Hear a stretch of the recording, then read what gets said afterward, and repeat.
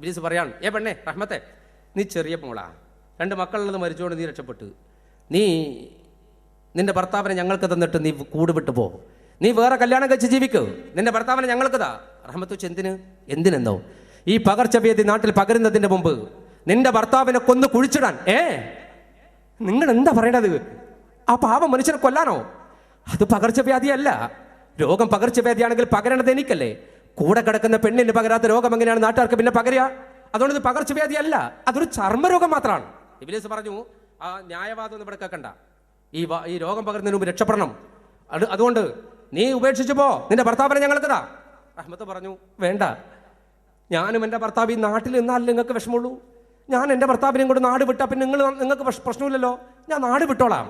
അപ്പം നാട്ടുകാർ കുറേ ആൾ പറഞ്ഞു, ആ പെണ്ണ് പറഞ്ഞതിൽ കാര്യമുണ്ടടാ, ഒരു മനുഷ്യൻ അങ്ങനെ പെട്ടെന്ന് കൊല്ലാൻ പാടില്ല, വെറുതെ കൊല്ലുക.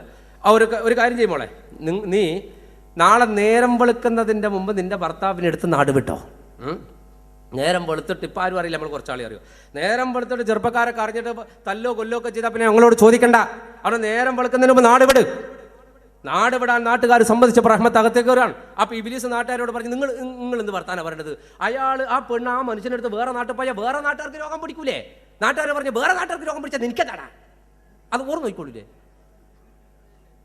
അല്ല പിന്നെ എന്നിട്ട് ഇബ്ലീസ് തിരിഞ്ഞു നോക്കുമ്പോൾ റഹ്മത്ത് അകത്തേക്ക് വരാണ്.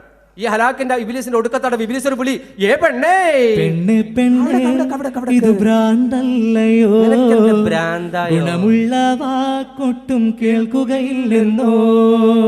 പെണ്ണേ പെണ്ണേ ഇത് ഭ്രാന്തല്ലയോ, ഗുണമുള്ള വാക്കൊട്ടും കേൾക്കുകയില്ലെന്നോ. അയ്യൂബിൻ മാറാവ്യാധിക്കിവിടെ മരുന്നില്ല, അറിയണം നിൻ പ്രിയ തോഴൻ സത്യനബിയല്ല. കേൾക്കു നീ ഓർക്കു നീ വാക്കിൻ പൊരുള്, കേൾക്കു നീ ഓർക്കു നീ വാക്കിൻ പൊരുള്. പെണ്ണെ പെണ്ണെ ഇത് ഭ്രാന്തല്ലയോ, ഗുണമുള്ള വാക്കൊട്ടും കേൾക്കുകയില്ലെന്നോ. നൽകേണം അവന് ദയാവധം, പുൽകേണം അവൻ കബരീവിധം.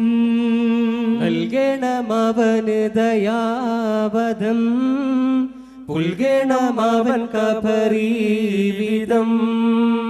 ഇതു കേട്ട നേരം ബീബി ക്രോധത്താൽ ചൊല്ലി, ഹിദ്മത്ത് ചെയ്യും നബിയെ ഞാനെൻ മൗത്തോളം ഈ നാട്ടിൽ നിൽക്കില്ല നിങ്ങൾക്കതുപോരെ, ഈ നാട്ടിൽ നിൽക്കില്ല നിങ്ങൾക്കതുപോരെ.